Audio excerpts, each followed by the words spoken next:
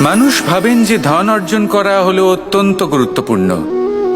তিনি আজীবন ধন অর্জন করতে থাকেন, ধন অর্জন করার চেষ্টা করতে থাকেন। সে যাই হয়ে যাক না কেন, পরিশ্রম করতে থাকেন।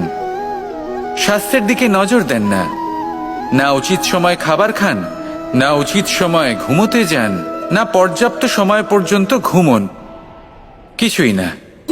ধন অর্জন করতেই থাকেন, করতেই থাকেন। আর কিছু সময় পরে যখন তিনি অসংখ্য ধন লাভ করে ফেলেন, তখন তার সাথে ওনার শরীরে অনেক রোগ বাসা বাঁধে। এইসব রোগের উপচার করতে করতে সেই সমস্ত ধন যা উনি অর্জন করেছেন তা তিনি ব্যয় করে ফেলেন। শেষ পর্যন্ত কি হয়? আমরা যেভাবে এসেছি ঠিক সেইভাবেই ফিরে যাই, ধন এখানেই থেকে যায়। দেখুন, একটা অত্যন্ত গুরুত্বপূর্ণ কথা রয়েছে যে আপনার বোঝা উচিত। এই যে ধন, তার ব্যবহার করুন জীবনকে আরো ভালো করে তোলার জন্য। ধনের সদ্ব্যবহার করা উচিত, এমন যেন না হয় এই ধন আপনাকে ভোগ করে ফেলে।